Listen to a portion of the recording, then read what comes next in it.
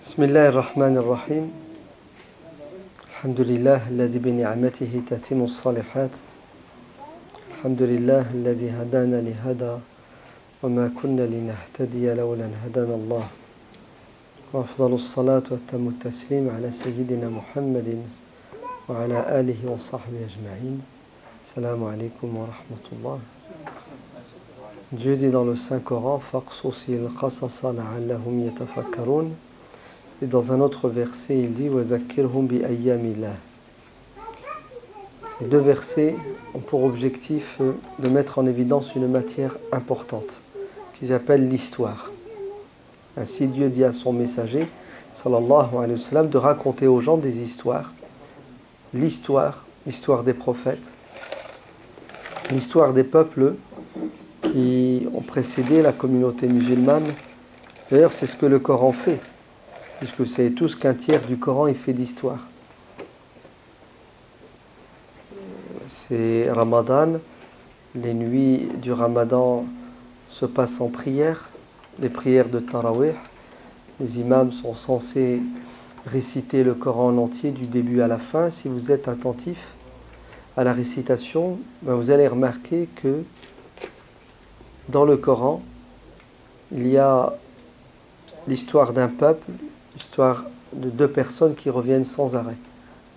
C'est l'histoire des enfants d'Israël, les Banu Israël, l'histoire de Moussa, leur prophète, et l'histoire de Pharaon, leur ennemi. C'est une histoire qui revient sans cesse dans le Coran. Ainsi, Dieu dit à son prophète, sallallahu alayhi wa sallam, de raconter aux musulmans les histoires. Pourquoi ? Pour tirer des leçons de ce qui s'est passé. Car l'être humain ne peut évoluer que si et seulement si il se base sur les expériences des gens qui l'ont précédé. D'ailleurs, la science n'évolue que parce que il y a quoi ? Il y a des gens qui construisent et d'autres qui viennent après et qui terminent la construction. L'être humain évolue grâce à quoi ? Grâce à l'accumulation de savoir et d'expérience. Et si vous n'avez pas de savoir et d'expérience, vous ne pouvez pas avancer ni évoluer. C'est pour cela que le Coran est fait d'histoire. Parce qu'il y a des lois, des règles qui régissent l'univers, les sociétés. Si vous les connaissez, vous les maîtrisez, vous allez pouvoir tirer profit de cet univers. Vous allez pouvoir l'exploiter de manière intelligente. Mais si vous êtes sourd, muet, aveugle, vous n'entendez rien, vous ne comprenez rien, vous allez dépendre des autres qui, eux, ont des compétences. Lorsque les musulmans ont oublié l'histoire, d'autres en ont profité pour entrer dans l'histoire. Et aujourd'hui, ce n'est pas uniquement que les musulmans ne connaissent pas l'histoire ou ont oublié leur histoire, c'est même la géographie est un problème chez eux puisqu'ils sont en train de perdre des contrées entières, des pays. Et si celui qui ne connaît pas son histoire disparaîtra de la géographie aussi. Ouais, car le monde n'est fait que pour ceux qui sont forts. Le maillon faible est éliminé. Si vous voulez être fort, vous avez intérêt d'être fort spirituellement, mais aussi intellectuellement. Et vous ne pouvez pas être structuré au niveau intellectuel si vous n'avez pas des connaissances historiques et des références. Rien de pire si ce n'est que de perdre la mémoire. Et malheureusement, beaucoup de musulmans n'ont pas de mémoire. Pour cela, on va essayer aujourd'hui de mettre en évidence des moments forts de l'histoire de l'islam qui, j'espère, vont nous servir aujourd'hui pour rester vivants.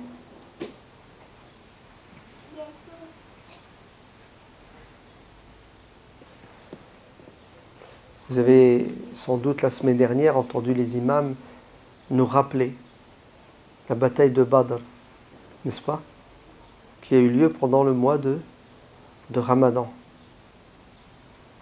Alors je ne vais pas vous faire la bataille de Badr parce que vous la connaissez, vous connaissez les leçons à tirer de cette histoire. En tout cas, si vous devez en retenir une, c'est la suivante. Wa kam min fi'atin qalilatin ghalabat fi'atan kathiratan bi'iznillah. C'est à nouveau une loi qui est la suivante. Ce qui est le plus important, c'est la qualité et non pas la quantité. Car il se peut qu'un petit nombre ait le dessus et l'emporte contre un ennemi beaucoup plus nombreux. À Badr, ils étaient 300 et quelques. L'armée en face était 3 fois plus nombreuse. Et ça n'a pas empêché ceux qui étaient moins nombreux d'être plus forts. Certes, ils n'avaient pas le même nombre de soldats ni les mêmes armes,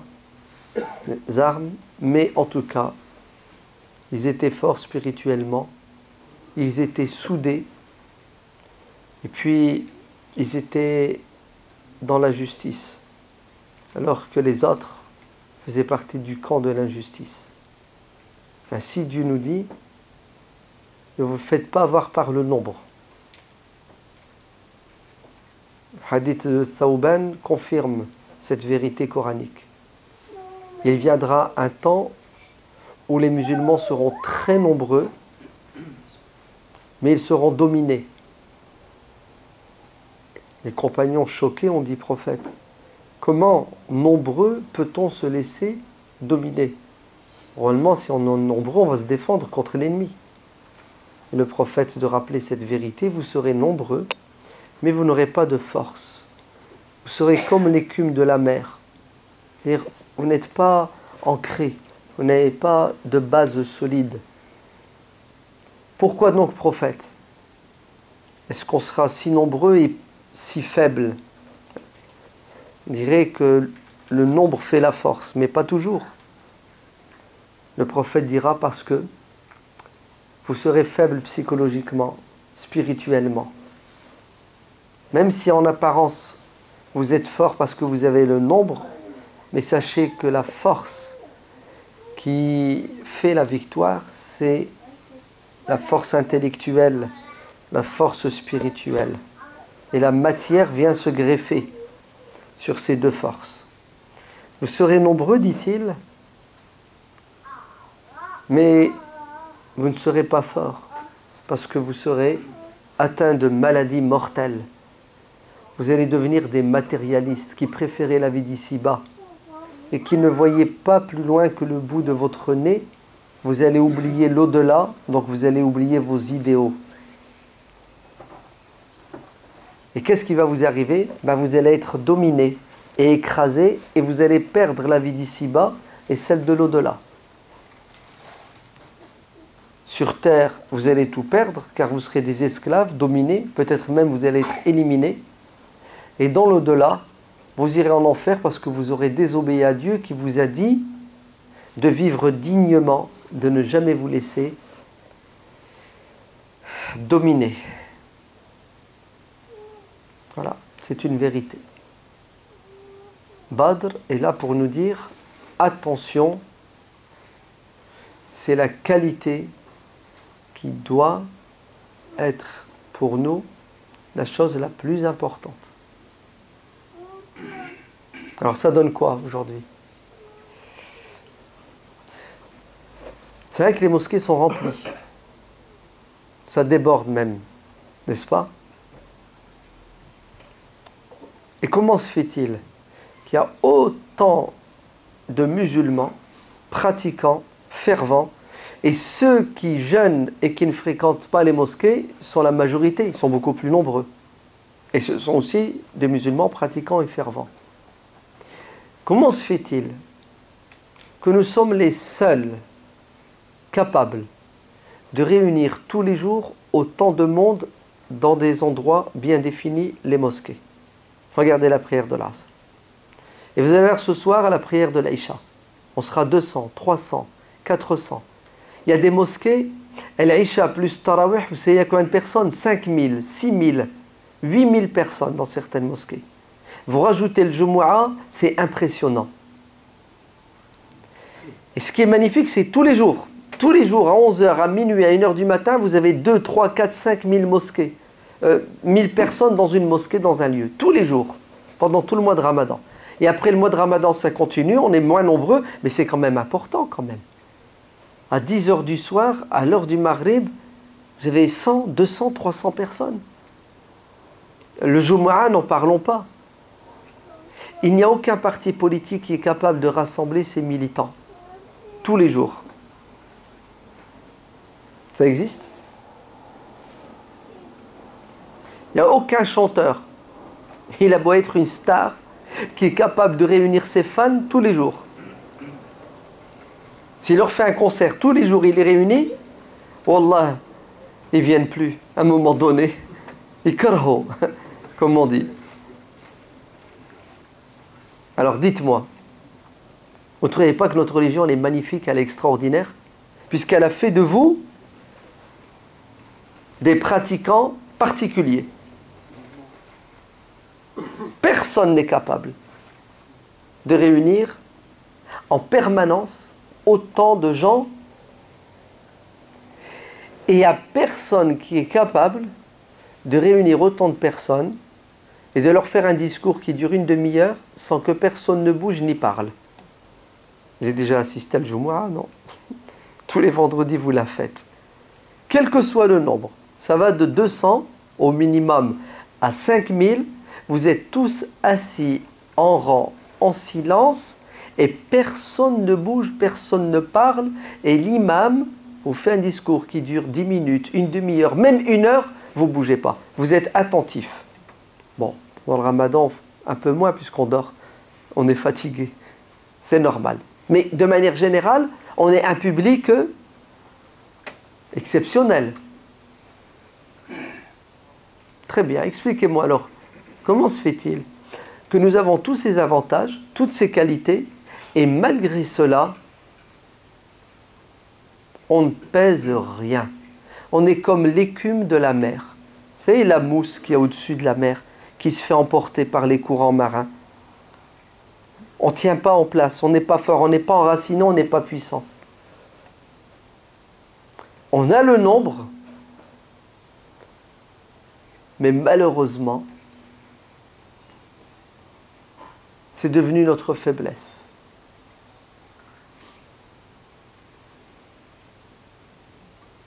Vous n'avez pas vu comment nous sommes traités? On est tous considérés comme des terroristes potentiels, capables de tuer, de décapiter, du bébé jusqu'au vieillard. Non? C'est comme ça qu'on est dépeint. Et les gens flippent, ils ont peur de nous. Alors qu'on n'est pas responsable des crimes que commettent certaines personnes, même si elles sont musulmanes. Chacun est responsable de ce qu'il fait, non?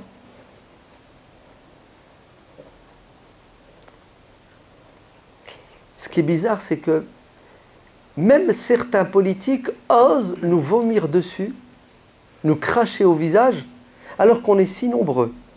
Un politique intelligent, normalement, qu'est-ce qu'il devrait faire?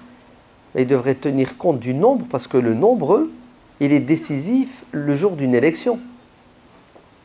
Imaginez-vous, on est 1 million de personnes, 2 millions qui se réunissent tous les vendredis dans la mosquée. Moi, je suis un homme politique, je vous caresse dans le sens du poil. Ou, au minimum, je ne vous insulte pas, je ne vous accuse pas, je ne vous dénigre pas, parce que vous êtes potentiellement dangereux pour moi, c'est-à-dire, le jour des élections, parce que je vous ai fait du mal, j'ai dit du mal de vous, vous allez me virer, je ne vais pas pouvoir être élu.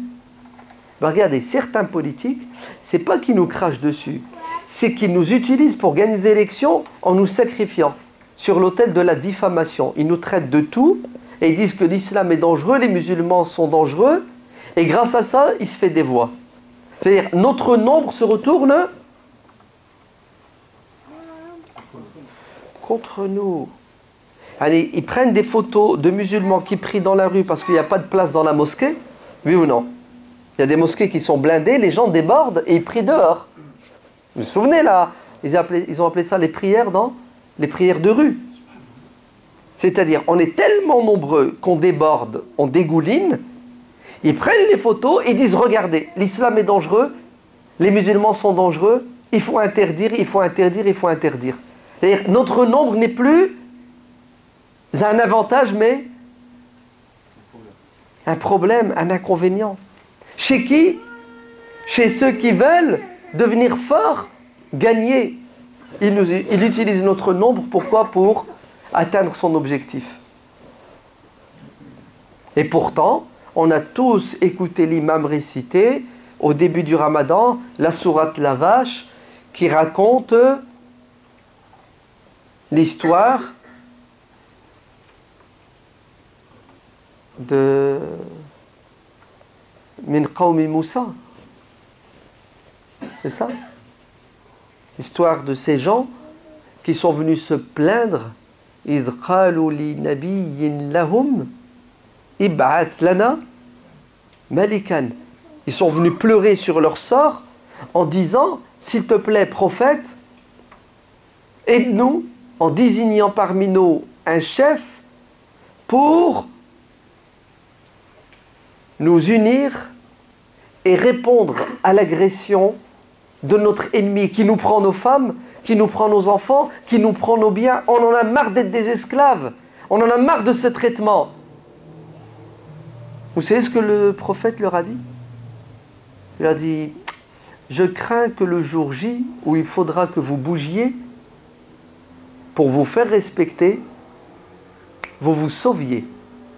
Maintenant, vous avez la pêche, vous voulez changer le monde, vous voulez avoir gain de cause, mais je vous connais. Hein. Vous maîtrisez la pleurniche. Ouais. Mais quand il s'agira de mettre la main à la pâte, il n'y aura plus personne. Alors, est-ce qu'il avait raison, le prophète? Non? فَلَمَّا كُتِبَ عَلَيْهِمُ الْقِتَالِ إِذَا فَرِيقٌ مِّنْهُمْ يَخْشَوْنَ النَّاسَ كَخَشْيَةِ اللَّهِ أَوْ أَشَدَّ خَشْيَةً وَقَالُوا رَبَّنَا لِمَ كَتَبْتَ عَلَيْنَا الْقِتَالَ. Oh la galère. لَوْلَا أَخَّرْتَنَا إِلَى أَجَلٍ قَرِيبٍ. Vous savez comment l'être humain il est? Il se plaint. Il sait faire des bilans, des analyses, mais quand il s'agit d'apporter des solutions concrètes, idhab anta wa rabbuka faqatila. Quant à nous, inna hahuna qa'idun. On bouge pas, nous. Va faire le sale boulot, toi et ton Seigneur. Ouais. Va, toi et ton Seigneur, faire le sale boulot. Nous, on bouge pas d'ici. Quand vous aurez fini, vous nous appelez pour qu'on s'installe. C'est fort, hein, quand même. Hein. Donc, vous voyez que le nombre n'est pas toujours synonyme de quoi? D'importance et de force. Et c'est ça la bataille de Badr. Dieu nous dit, attention. Il vaut mieux la qualité que la quantité. Et comment faire pour avoir de la qualité? Ben, il faut lever le niveau d'instruction. Eh oui, là. Vous savez pourquoi les Américains dominent le monde? Est-ce parce qu'ils sont plus nombreux? Ils ne sont pas plus nombreux. Les Indiens sont plus nombreux. Les Chinois sont plus nombreux. Les Brésiliens sont plus nombreux. Tu additionnes tous les pays arabes, ils sont plus nombreux. Mais ils n'arrivent pas à l'orteil des Américains. Vrai ou faux? Donc vous voyez que le nombre n'est pas synonyme de force qui inspire le respect. Pourquoi? Les Américains sont plus forts parce qu'ils sont plus compétents. Là. Ils ont des milliers d'universités, des milliers de centres de recherche. Ils ont peut-être 1, 2, 3 millions de chercheurs qui, matin, midi et soir, pensent et réfléchissent pour développer la science, la technologie, pour comprendre les lois qui gèrent l'univers, pour les maîtriser. Eh oui. Le gros de leur investissement, c'est pour la recherche, c'est pour l'éducation. Et chez les musulmans, le gros de l'investissement, c'est pour construire des murs. Ouais. Les musulmans, ils sont balèzes. Ils vont te faire une mosquée qui coûte 4 millions d'euros. Elle est belle, hein? Bravo. Et tu es obligé de t'incliner devant l'architecture, devant la beauté, devant la générosité. Tu es obligé. Et on encourage, hein. C'est bien, construisez des grandes mosquées qui sont belles. Parce qu'on en a besoin. Et quand vous faites du boulot, faites-le bien. Vous êtes d'accord? Et quand tu demandes à ces mêmes musulmans d'investir, pas la même somme, hein, la moitié, pour construire un bâtiment pas aussi beau, pas aussi grand, dans lequel nous allons former nos enfants pour qu'ils soient intelligents, pour qu'ils soient de bons musulmans, silence, on tourne. On va faire une mosquée de 4 millions d'euros pour prier dedans, et nous n'allons pas faire une école d'1 million d'euros pour que nos enfants soient meilleurs que nous dans la prière, en maths, en physique, en mécanique. Eh oui. On se trompe, on se plante. L'arme la plus efficace, c'est la science, c'est la connaissance pour combattre le diable et combattre l'ignorance et la bêtise humaine.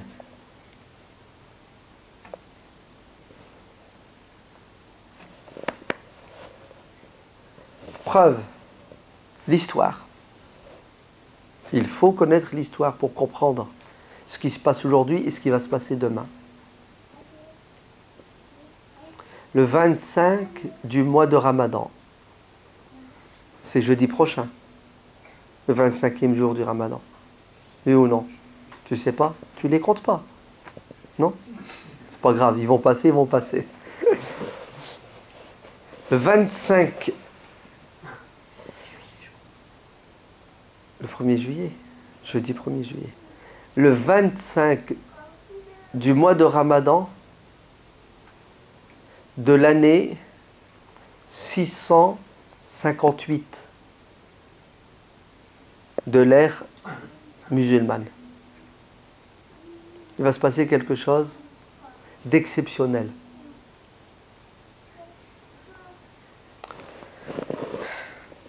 Le monde musulman a subi une première invasion. En l'an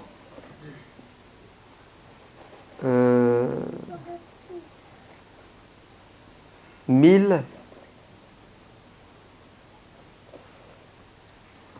Qu'est-ce qui se passe? C'est la fatigue.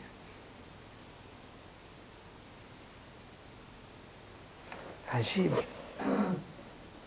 J'ai oublié. Aidez-moi. La première croisade a eu lieu quand? 1096. En 1096? 1099? Tu sais plus? T'es pire que moi. Ça, c'est les effets du ramadan, ça. Moi, t'as essayé. Combien? 1980. 980. En l'an 980? Non. Le premier pape. Non. Non, non, non. La première croisade, c'était quand? Ah, Google, il est... Machallah. Il est trop fort, ce mec. 1096. Oh, bravo. Machallah. Donc, en 1096, le pape Urbain II fait son discours à Clermont-Ferrand, où il appelle tous les rois d'Europe, les seigneurs, à aller casser du musulman en Palestine. Ouais. Et en 1099, ils entrent à Jérusalem. Et c'est le massacre à la tronçonneuse.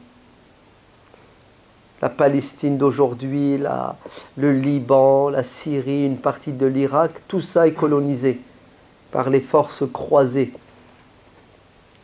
Il faut des années et des années avant que les musulmans ne réagissent et libèrent cette partie du monde musulman qu'on appelle la Terre Sainte, de ces envahisseurs sans foi ni loi.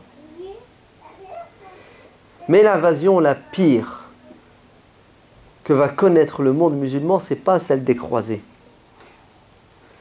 C'est celle des Mongols. C'est la pire des invasions. Eh oui. Les Mongols, vous savez, ils arrivent du nord de la Chine et ils envahissent le monde musulman. En l'an 616, ils sont à Bukhara, la ville de l'imam al-Bukhari. Vous entendez? Et ils détruisent tout, ils brûlent tout. La ville de Samarcande. Toutes les villes d'Asie sont détruites, brûlées et la population décimée. C'est un bulldozer qui avance.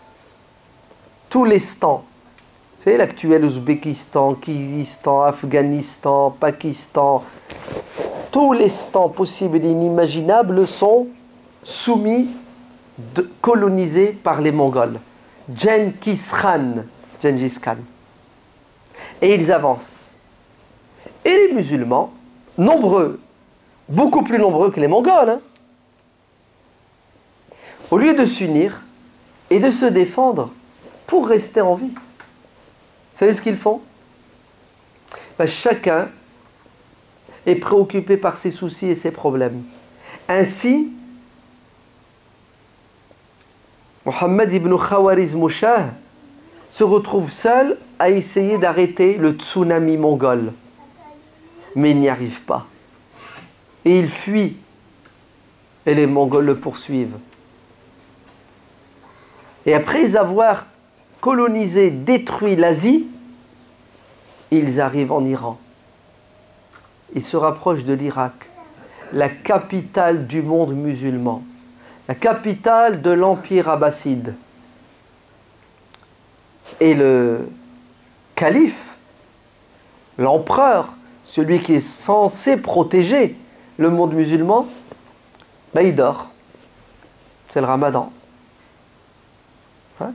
Le mec, il est à l'ouest. Tout ce qui l'intéresse, c'est...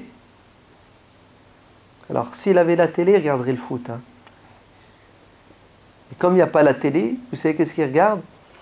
Ben, tous les jours, il a en face de lui des jeunes filles qui dansent et qui chantent. Bon. La bouteille aussi, hein. Des gens qui lui racontent des histoires. Bref, 1001 distractions. Au lieu d'assumer ses obligations, qui sont ben, l'économie, la politique, la science. Non, monsieur, il pense à son bien-être et à celui de sa petite famille, à celui de son clan. Mais les Mongols n'ont pas de limite. Vous savez ce que va faire Hulaku, le petit-fils de Gengis Khan? Ben, il va encercler Bagdad avec 3 armées. Des centaines de milliers d'hommes assoiffés de sang. Et Bagdad, la plus grande ville du monde, la plus riche dans tous les domaines, surtout au niveau intellectuel, les centaines de mosquées, d'écoles, d'universités, de bibliothèques, les millions de livres, les milliers de savants dans toutes les sciences. Ben écoutez, le siège n'a pas duré longtemps parce que les musulmans n'étaient pas prêts. Même l'armée musulmane régulière n'existait plus. Le siège ne va pas durer longtemps. Vous savez pourquoi? Parce qu'il y a la 5e colonne à l'intérieur, les traîtres, les chiites. Le premier ministre s'appelle Ibn al-Alqami, un chiite haineux qui va négocier avec Hulaku pour lui ouvrir les portes du nord de la ville en échange de la vie sauve. Bref, Bagdad est envahie, Bagdad est détruite, nos historiens parlent de 700 000 à 1,5 million de morts. Pendant des semaines et des semaines, ils se sont fait le plaisir de décapiter, de violer. Même les enfants, ils les sortaient des ventres de leur mère et les égorgeaient. Et comme leur barbarie n'a pas de limite, ils ont brûlé des millions de livres. Et ce qu'ils n'ont pas pu brûler, ils les ont jetés dans les fleuves, l'Euphrate et le Tigre. Si bien que le monde musulman n'a pas perdu des millions d'âmes, mais il a perdu des millions de livres. Et c'est la pire des choses. En bon français, les Mongols ne cherchaient pas à dominer pour profiter. Ils cherchaient à dominer pour éliminer. C'était des sauvages. Normalement, tu envahis un pays, tu grattes, tu prends tout ce qui est bon, tout ce qui est utile. Mais eux, ils n'ont pas de projet, si ce n'est que de verser le sang. Ils sont comme ça. C'était terrible, les Mongols. Mais les Mongols ne vont pas s'arrêter à Bagdad, en Irak. Ils continuent, ils vont vers la Syrie. Et c'est le même scénario. Et ils ne vont pas s'arrêter à la Syrie. Ils vont vers quoi? Vers l'Afrique. C'est tout ce qui leur reste. Le nord de l'Afrique. Le reste du monde musulman est à genoux. Est-ce que vous savez que les musulmans croyaient, et ils étaient sûrs et certains, que les Mongols étaient invincibles? C'est-à-dire, les Mongols ne peuvent pas perdre une guerre. D'ailleurs, ils n'ont jamais perdu de bataille. Les Mongols sont tellement forts et puissants qu'on ne peut pas s'imaginer qu'on pourrait se battre contre eux et gagner. D'ailleurs, vous savez, les Mongols, qui sont-ils? Ils sont l'expression de la colère divine. C'est Dieu qui nous punit. Parce qu'on n'est pas des bons musulmans. C'est pour cela qu'il nous a envoyé des monstres et on ne peut pas résister à la colère divine. Est-ce que vous voyez dans quel état psychologique et spirituel étaient dans les musulmans? Ils ont baissé les bras. En fait, ils étaient devenus des troupeaux de moutons qui attendaient leur tour pour passer à la guillotine. Ibn al-Athir, dans son livre Al-Kamil, il raconte cette histoire des Mongols. Il est contemporain, Ibn al-Athir. Vous savez ce qu'il dit? Il dit que n'importe quel Mongol, et les Mongols, ils n'étaient pas grands, ils ne faisaient pas 2 mètres. Hein. Ce n'étaient pas des Russes, des Allemands, des... Non, non, non, ils étaient petits. N'importe quel Mongol attrapait, non pas un musulman, mais un groupe de musulmans, 10 musulmans, il leur mettait les menottes, il les emmenait là où il voulait, et il les exécutait les uns après les autres sans que personne ne bouge. Ibn Kathir raconte cette histoire d'un Mongol qui traînait avec lui 10 musulmans par la corde, comme des moutons. Il s'est arrêté devant une taverne, il est rentré, il a bu un coup, c'est un whisky. Il est sorti, ils étaient toujours là, ils l'attendaient. Et le mec, il les a fait prisonniers, il les emmène pour les tuer, ils rentrent boire un coup, et au lieu de se sauver, qu'est-ce qu'ils font? En fait, ils sont tétanisés. Il les a mis en mode pause. Ils n'ont plus de volonté, ils n'ont plus de résistance. Les anticorps sont morts. Il n'y a plus. Ils sortent, ils sont toujours là. Il les prend, il les emmène, et il les tue les uns après les autres. Allez, dites-moi. On ne peut pas être plus faible que ça. Puisque il y a un mec qui s'appelle le Mongol, tu as 10 personnes, je ne sais pas moi, il lui saute dessus, il l'étouffe, non? S'il lui saute dessus à 10, il l'étouffe. À la rigueur, il en tue 1, 2, 3, les 7 ont la vie sauve parce qu'ils l'auront tué. Même ça, ça ne passait pas à la tête du musulman de quoi? De résister, voire de se défendre. Impossible. Parce que la défaite, elle est d'abord psychologique et intellectuelle, avant d'être physique et matérielle. Et les Mongols continuent. Club Med, ils s'amusent.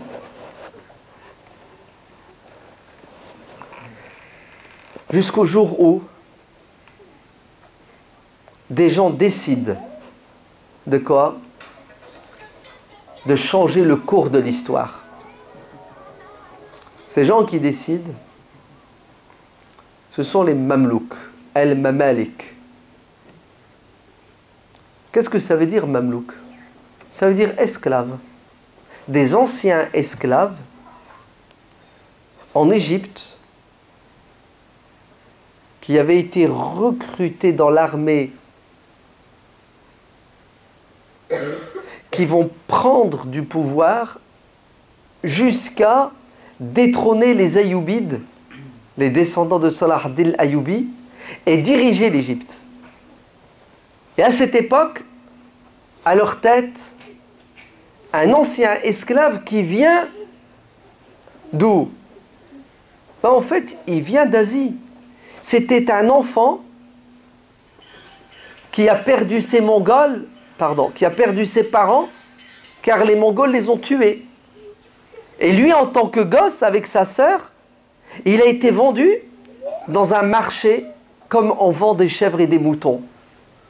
Et de marché en marché, de maître en maître, il passe de ville en ville jusqu'à atterrir en Égypte, entrer dans l'armée, monter en grade, se marier avec une femme qui a pris le pouvoir, Shajarat al-Dhurr, et ensuite, il devient le sultan qui dirige la seule région du monde musulman qui est encore épargnée par les Mongols. Mais pas pour longtemps, car les Mongols avancent et leur prochaine étape, c'est Gaza, la porte grande ouverte sur le Sinaï, sur Al-Qahira, le Caire, sur l'Égypte, qui est elle-même la porte qui va ouvrir le passage pour aller dans le Maghreb. Saif-Din Qutuz a grandi avec un rêve qu'il va réaliser. C'est arrêter les Mongols qui lui ont pris ses parents, qui lui ont pris sa famille, qui lui ont tout pris.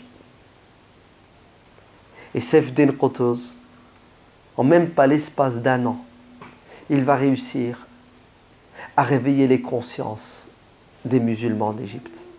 Mais pas seul, car un homme seul ne change pas le destin d'un peuple.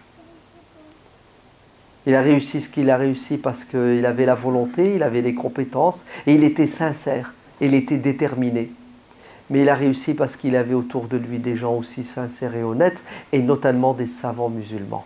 Tel le savant des savants, celui qui a été nommé par son élève, Sultan al-Ulama, le sultan des savants, l'empereur parmi les empereurs, le grand Al-Izzu ibn Abd Salam, radiyallahu anhu, que Dieu le bénisse.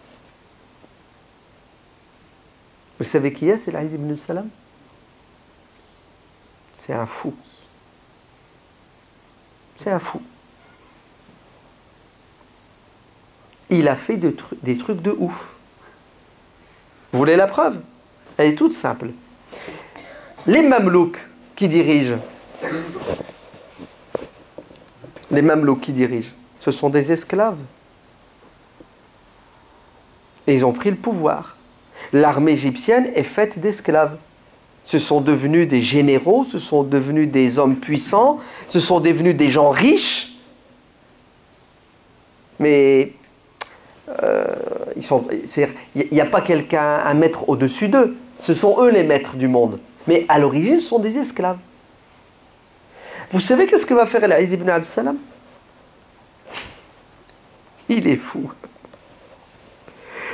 Il va les attraper, il va leur dire: vous êtes des esclaves, vous n'avez pas le droit de diriger.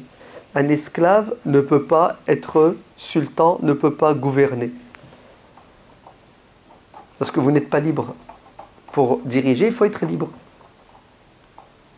Ils lui ont dit: t'es sérieux? J'ai dit: je suis sérieux. C'est la loi qui dit ça. Il dit: non, arrête. Il dit: écoutez, vous n'avez qu'une solution pour continuer à diriger, c'est que vous deveniez des hommes libres. Hein? Nous, des hommes libres. C'est nous qui dirigeons. Il dit, vous n'avez pas ce droit ni ce statut. Tu veux qu'on fasse quoi? Vous allez venir avec moi au marché des esclaves. Et je vais vous vendre. Et à vous d'acheter votre liberté. Est-ce que vous savez que ces hommes puissants qui dirigent sont partis au marché des esclaves? Bon, toi là, le général, qui veut l'acheter? 100 euros, 200, 500, 1000 euros. 1000 euros, c'est bon. Soit tu donnes 1000 et 1 euro, ou soit tu deviens esclave, tu rentres avec lui et c'est lui ton maître. Et ils ont payé pour s'affranchir. Et il les a tous vendus. Ils se sont tous affranchis, ils ont acheté leur liberté et il a pris l'argent, il l'a mis dans les caisses de l'État. Il a dit maintenant vous dirigez. Allez, bismillah. Vous savez ce qui est étonnant? C'est qu'ils l'ont écouté, ils l'ont suivi. Ce qui est étonnant, c'est qu'au lieu de l'attraper, de lui couper la tête en lui disant tu te prends pour qui, t'es fou, ils l'ont écouté, ils l'ont suivi. C'est ça qui est bizarre. Alors qu'ils sont tout puissants. Ce sont eux qui dirigent le pays. Pourquoi est-ce qu'ils l'ont écouté, ils l'ont suivi? Certains, ils vous diront parce qu'il leur a fait un sihr. C'est un sihr. Il les a ensorcelés. C'est ça? Parce que nous sommes à une époque où les savants avaient du poids et ils étaient respectés. Quand le savant parle, il parle au nom de Dieu. Donc automatiquement les gens s'inclinent devant la loi divine. Il y avait du respect. Aujourd'hui, si tu as un savant qui dit la vérité, le lendemain Interpol le cherche pour l'arrêter, pour le livrer à n'importe quel dictateur qu'il a critiqué pour l'exécuter. La preuve, Cheikh Youssouf al-Qaradawi, il est recherché par Interpol parce que l'impératrice Sissi d'Égypte, celle qui a fait le coup d'État là, qui a tué des milliers de personnes et qui aujourd'hui a mis en prison des dizaines de milliers de personnes, ben, l'impératrice Sissi n'accepte pas les critiques des savants. Et comme Cheikh al-Qaradawi est un savant libre, donc il dit la vérité même s'il doit y laisser sa vie, il a dit que Sissi n'est pas légitime et qu'il doit aller en prison et le pays doit être dirigé par celui qui a été élu démocratiquement. Hop, vous l'arrêtez, vous me le ramenez, je vais le torturer, je vais le tuer, je vais l'exécuter. Et ça a toujours été comme ça. Quand tu as un savant qui se lève contre l'injustice, il est quoi? Il est...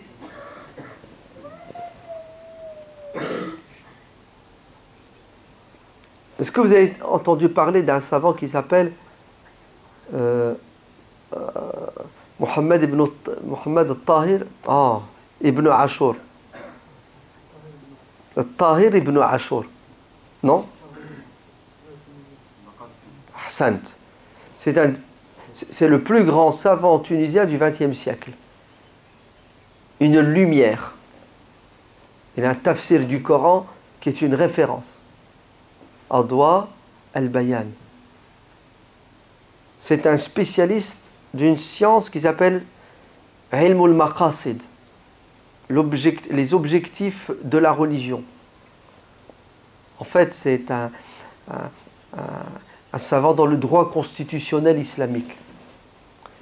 Ce que c'est que son petit-fils, a été invité par l'ancien dictateur de Tunisie, Bourguiba. Parce que Bourguiba, c'est un grand réformateur. Il avait des idées, les Lumières. Il t'éblouit tellement le mec, il était fort et intelligent. Il a décidé d'interdire aux musulmans de jeûner. Et il leur a dit stop, il faut arrêter de faire le ramadan. Pourquoi, mister, tu veux pas qu'on fasse le ramadan?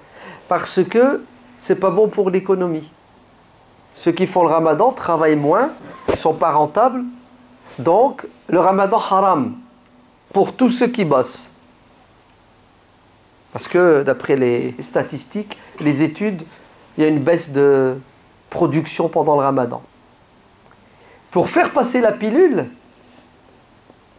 il convoque le cheikh, le moufti de Tunisie, et à la télévision, aux 20h, il prend la parole Et en tant que lumière, il explique que la religion, elle ne doit pas être contre l'évolution, contre, etc. L'islam, c'est une religion moderne, donc il faut mettre de côté certaines choses qui sont dans le Coran, qui sont périmées. Vous entendez comment il parle, le mec, hein? Et il y a des choses dans le Coran qui ne sont pas bonnes, elles sont périmées, hein. Il faut les ranger au placard. Notamment, le ramadan. Le ramadan, ce n'est pas d'actualité aujourd'hui. Donc ça, c'est son approche économique des Lumières. Mais il faut un religieux pour valider. C'est ça? Allez, à toi la parole, Cheikh, petit-fils de Tahir ibn Ashur. Le Cheikh s'assoit. Donc le Cheikh, normalement, il est censé aller dans le sens de qui? Du grand imam Abu Riba. C'est ce que dit le Cheikh, Bismillahirrahmanirrahim. Dieu dit dans le Coran, dans la sourate la vache, Ya ayyuhalladhina amanu, kutiba alaykumus siyamu, kama kutiba ala alladhina min qablikum, ô vous qui avez cru, le mois de Ramadan est une obligation pour vous, comme il était une obligation pour ceux qui vous ont précédés. Jeûnez pour craindre Dieu, fermez les guillemets, sadaqallahu. C'est comme ça qu'on dit après avoir récité un verset. Sadaqallah, Dieu, le Tout-Puissant, a raison. Regardez ce qu'il dit. Il récite le verset qui nous demande de jeûner. Et le cheikh termine en disant Sadaqallah, Dieu a raison. Wa kadaba Bourguiba. Et Bourguiba est un imposteur menteur. Mskin, j'ai entendu. Effectivement, mskin. Mskin. Eh oui. C'est comme ça que ça se termine. Mskin. Ouais. Mskin. Il est foutu. Parce qu'il a osé aller à l'encontre de celui qui pense avoir tous les pouvoirs. Et il ne sait pas le rigolo. Que pour le cheikh, celui qui a tous les pouvoirs, c'est Dieu. Inna Allah ala kulli shay'in qadir. Et Bourguiba n'est plus là. Il est devant son Seigneur. Et le peuple tunisien jeûne le mois de Ramadan qu'il a voulu faire disparaître. Vous avez vu les vrais savants? Al-Aïz ibn Abdus Salam a fait un truc. Il faut être osé pour le faire. Il faut être courageux pour le faire. En fait, écoutez, il faut être sincère pour le faire. Il faut être cohérent avec soi-même. C'est bon, on a réglé le problème du statut des Mamelouks. Maintenant, c'est quoi ton projet? Saif Din Qutuz. Mon projet, c'est d'arrêter les Mongols. Oh mon Dieu, qu'est-ce qu'il n'a pas dit? Qu'est-ce qu'il n'a pas dit? Arrêtez les Mongols. Mais t'es fou. Les Mongols, ça ne s'arrête pas. On va plutôt préparer les bagages pour se sauver. C'est ce qu'il leur a dit? Non. Nous allons nous préparer, nous allons les arrêter, nous allons les combattre et nous allons gagner. On dit, mais c'est impossible, les Mongols. T'as pas vu ce qu'ils ont fait? Et là, les savants musulmans vont jouer leur rôle. Les gens sont psychologiquement abattus, spirituellement au plus bas. Allez, il faut refaire le travail. Il faut les rééduquer dans la foi. Et c'est ce que va faire Al-Aïz ibn Abd Salam et des dizaines et des centaines de savants en Égypte pendant des mois et des mois, dans les mosquées, des cours, des conférences, El-Jumu'ah, tout pour que les musulmans sortent de quoi? De cette prison psychologique. In tansurullaha yansurkum wa kam min fi'atin qalilatin ghalabat fi'atan kathiratan bi'idhnillah. Les versets du Coran, les histoires, et en même temps les politiques, Saif Din Qutuz, mais ils préparent l'armée, ils recrutent. C'est ça, l'entraînement. Ils commencent à faire quoi? À faire les stratégies. Est-ce qu'on reste en Égypte et on attend qu'ils arrivent? Donc, on développe les châteaux forts, les forteresses, des pièges? Ou est-ce qu'on sort de notre territoire et on va vers eux et on les rencontre à terrain découvert? Et à la fin, la décision est prise. Le peuple est prêt spirituellement, psychologiquement. On lui a redonné espoir et les moyens de gagner la victoire. Les moyens de gagner. Militairement, on est plus ou moins prêt, même s'il nous faudrait encore plus de temps. Mais ce n'est pas nous qui décidons de la bataille, c'est l'ennemi qui avance. Il reste un problème. Vous savez c'est quoi? Il faut quelques millions d'euros. Et les caisses de l'État sont vides. On a investi dans l'armement, dans la nourriture, les salaires des mercenaires. Il n'y a plus d'argent. Et qu'est-ce que veut faire Al-Izz ibn Abd Salam? Il veut lever un impôt spécial, saigner le peuple à vif. Pourquoi? Pour pouvoir continuer sa politique. Et là, il y a quelqu'un qui se met debout devant lui et qui lui dit « Stop! Tu n'as pas le droit. » Vous savez c'est qui? Al-Izz ibn Abd Salam, à nouveau, notre savant. Saif-Din Qutuz lui dit « Oui, mais c'est nécessaire. Si on ne fait pas ça, on ne pourra pas arrêter les Mongols. Je ne fais pas ça pour me remplir les poches, mais c'est pour les sauver. » C'est ce que dit Al-Izz ibn Abd Salam. Il lui dit ça, c'est un impôt spécial. Pour le rendre obligatoire, il faut des raisons. Ce que tu dis, je suis d'accord avec toi. Effectivement, il nous faut de l'argent pour arrêter les Mongols. Mais avant de demander au peuple de passer à la caisse, vous, les premiers, vous allez passer à la caisse. Vous, les politiques, vous qui dirigez. Toi, Saif-Din Qutuz, tout ton entourage, tous les ministres, tous les chefs, les généraux de l'armée, on prend chez les riches et si ça ne suffit pas, on passe aux pauvres. Ajib. Il est trop fort ce Izz ibn Abd Salam. Pas de fatwa qui va t'autoriser un impôt tant que vous ne serez pas, vous, les premiers à verser, à donner l'exemple. Et c'est ce qu'ils vont faire. Les Mamelouks vont se sacrifier. Et le peuple suivra derrière eux. Et là, Al-Izz ibn Abd Salam va prendre le micro. Et les savants musulmans dans les mosquées vont appeler les gens à donner fisabilillah pour arrêter les Mongols.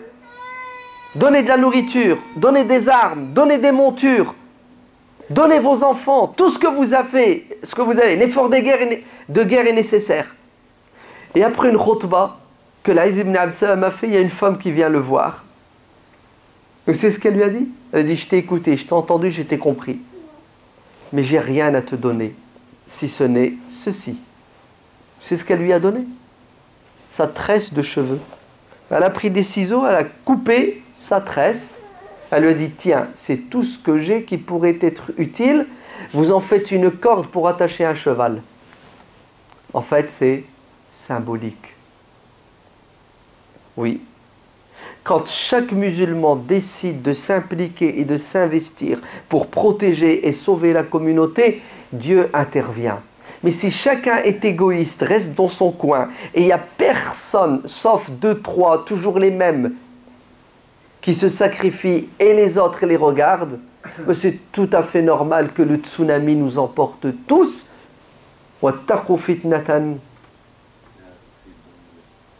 لَا تُصِيبَنَّ الَّذِينَ ظَلَمُوا مِنْكُمْ خَاصَّةً. Quand le malheur va arriver, il ne va pas toucher uniquement les pourris parmi nous, mais il va emporter tout le monde. Parce que ceux qui ne sont pas pourris sont complices. Eh oui, ils n'ont pas bougé pour arrêter la pourriture. Donc, vous allez tous passer à la caisse. Le jour J arrive. Al-Izz ibn Abd Salam envoie une première partie de l'armée qui a à sa tête le plus grand général, Ad-Dahir Baybars. Et quand il arrive à Raza, qu'est-ce qu'il trouve à Raza? Raza, le Gaza d'aujourd'hui, là. C'est ce qu'il trouve? Il trouve une partie de l'armée mongole. Et c'est le premier choc et ils sont éliminés. Quelques-uns parmi les Mongols arrivent à se sauver et ils vont prévenir Kitboura. Kitboura, le chef de l'armée mongole, qui lorsqu'il apprend que des musulmans ont osé résister, mais le pire c'est pas qu'ils ont résisté, c'est qu'ils ont gagné. Et ils lui ont décimé une partie de son armée. Le mec il pète les plombs. Il pète les plombs. Avec une haine sans précédent, les Mongols courent, pas qu'ils marchent, et ils se dirigent vers quoi? Vers la Palestine, la Terre Sainte.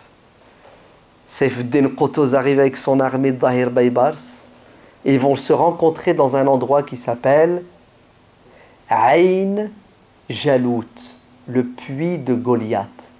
Cet endroit, vous savez où il se trouve? En Cisjordanie actuelle, à côté de la ville de Jénine.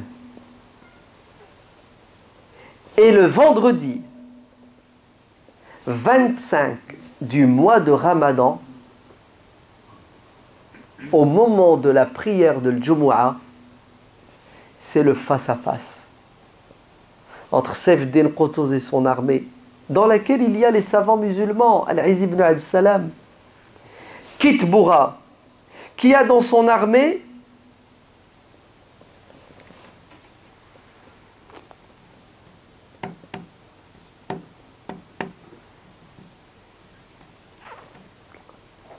là ça fait mal maintenant.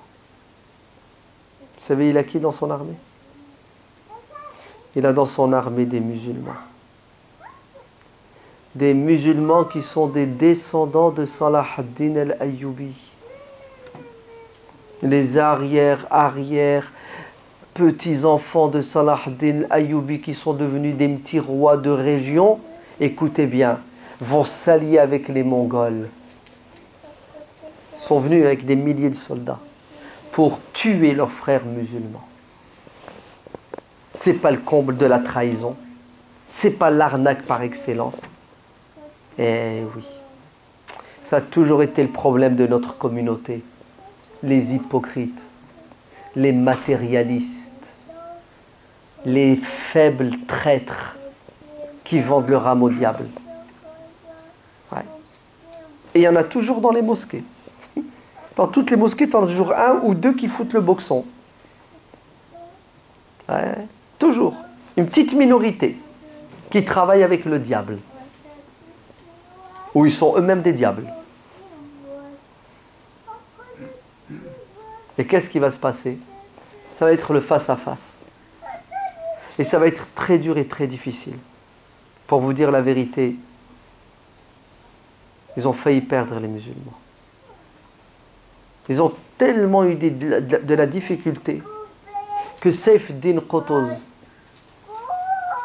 a failli être tué à plusieurs reprises. Il a failli être tué à plusieurs reprises. Son cheval reçoit une flèche, il meurt et il tombe et il se bat comme n'importe quel soldat et l'ennemi l'a repéré. Et voilà qu'il l'encercle pour le tuer. Et il ne se sauve pas.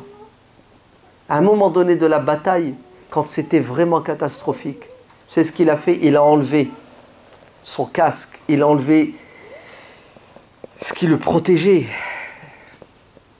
Il a tout jeté par terre et il s'est prosterné. Et vous savez ce qu'il a dit? Au secours, Seigneur, l'islam est en danger. Si nous, on perd, c'est fini. Le barrage va céder. Il n'y a plus rien qui arrête les Mongols. Ya Allah, si tu dois me sacrifier pour préserver la communauté, ramène-moi vers toi, mais n'abandonne pas ces pauvres gens. Ces gardes du corps lui disent Ayyuha Sultan, sauve-toi, reste pas sur le champ de bataille, c'est dangereux si tu tombes, si tu meurs. Vous croyez que c'est un lâche? Il n'abandonne pas le navire. Et il va galvaniser ses troupes. Et en fin d'après-midi, la balance penche du côté de l'armée musulmane d'Égypte. Et c'est le massacre à la tronçonneuse. L'armée mongole est décimée. Il reste quelques centaines qui se sauvent et qui sont poursuivis. Kitboura est tué. Et c'est la victoire éclatante qui va redonner espoir dans le monde musulman entier aux musulmans qui étaient soumis, humiliés au quotidien par les Mongols. Que Dieu fasse miséricorde à Saïf-ud-Din Qutuz. Sans lui, peut-être qu'on ne serait pas là, non? Le 25e jour du mois de Ramadan. Pour le mot de l'histoire, ces Mongols, vous savez ce qui va leur arriver après? Ils vont se convertir à l'islam. Après avoir tué du musulman pendant des décennies, ils vont dire la shahada, ils vont devenir musulmans. Et vous savez ce qu'ils vont faire? Ils vont reconstruire l'islam qu'ils ont détruit en Asie. Avec des dynasties mongoles musulmanes qui vont faire la grandeur de la civilisation musulmane asiatique. Tamerlan, Timurlan, ouais. Son fils, son petit-fils, Ulugh-Beg, un grand astronome. Bref, ils vont faire en Asie des choses magnifiques, magnifiques, magnifiques. Voilà, c'était arrivé pendant le mois de Ramadan, le 25 du mois de Ramadan de l'année 600. Oh, ils sont fatigués. Oh, le Ramadan les a achevés. Vas-y, toi, l'historien là-bas. Bravo, comment tu fais pour retenir?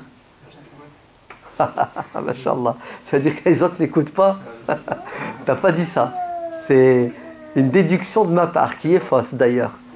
C'est pas évident de retenir. Hein. Tu sais, t'entends dans une conférence 5-6 dates, dis non. Attendez, il y a des limites quand même. Non, on n'est pas des iPhones qui enregistrent.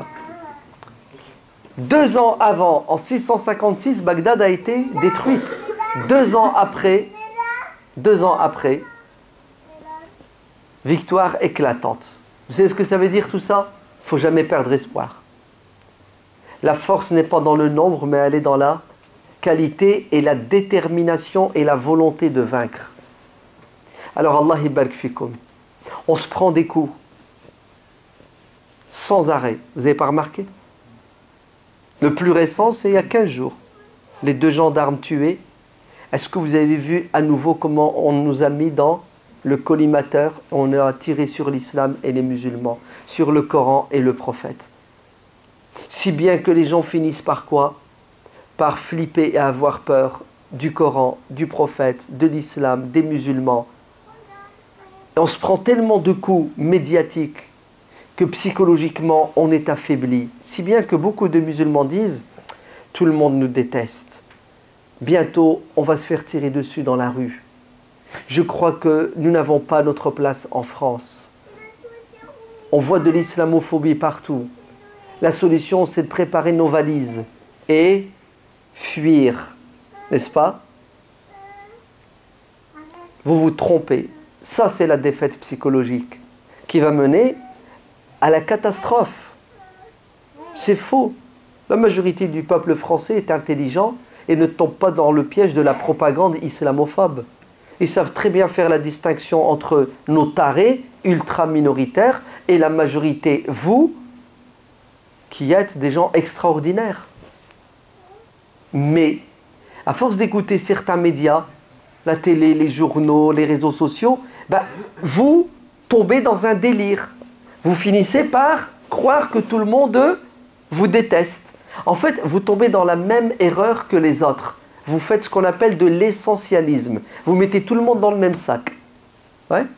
C'est parce qu'il y a des tarés qui ne nous aiment pas, qui nous détestent à tort. On croit que c'est le cas pour tout le monde.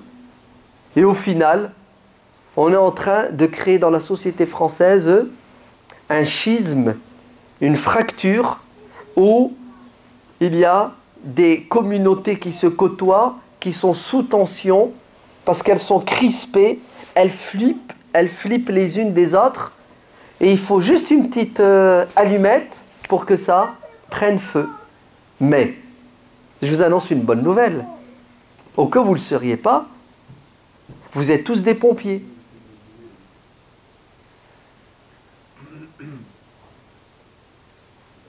Tu le savais? Non? T'es pompier ou non? Je viens de te dire que tu es pompier, tu me dis non? Alors tu es pompier ou non? Oui? C'est quoi la preuve? Sors-moi ta carte. T'es pompier? Je t'ai fait tourner en bourrique, hein? Faut pas te laisser faire. T'as un esprit critique, une intelligence. Reste ferme sur tes convictions tant que tu n'as pas la preuve du contraire. T'es pas pompier, tu dis je suis pas pompier. Même si moi je te dis que tu l'es, tu dis mais tu dis n'importe quoi. Et alors, tu as le droit de me dire que je dis n'importe quoi. Il suffit que tu me le prouves, comme moi je dois te prouver que tu es pompier. Attention, hein. Il faut être intelligent et avoir un esprit critique. Donc vous êtes tous des pompiers. C'est pas moi qui le dis, c'est Dieu qui le dit dans le Coran. La preuve, la voilà.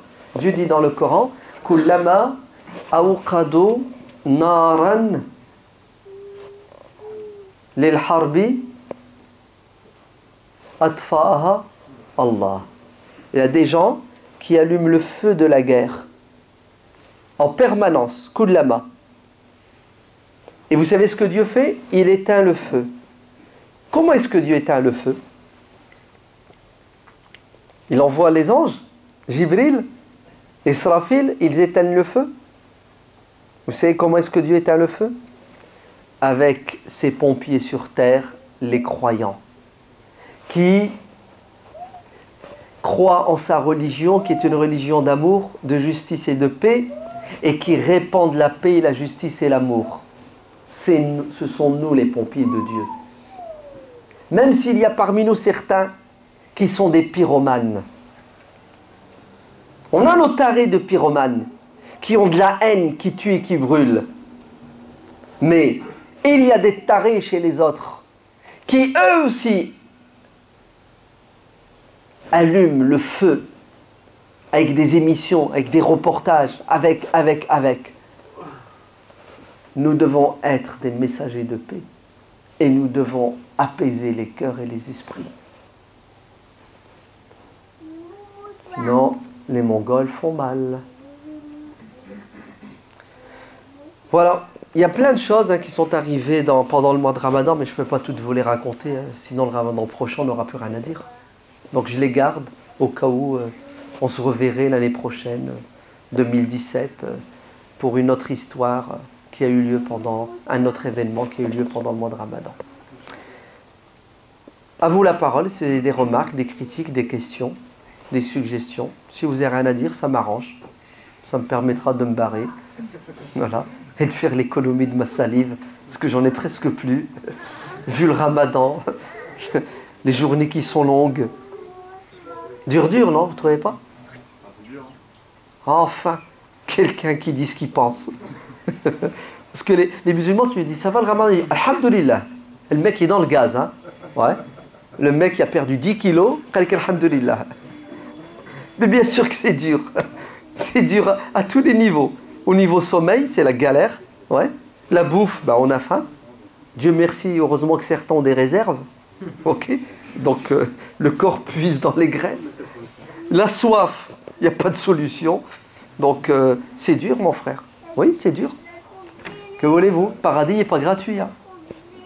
Mais ça prouve qu'on est capable quand même de faire des miracles. Hein. Parce que moi, je ne connais pas beaucoup qui sont capables de jeûner de 11h, 23h. Parce qu'il y en a qui ne se réveillent pas le matin, 4h à 3h là. Il y en a qui ne se réveillent pas. Ils sont morts, ils sont fatigués. Hein.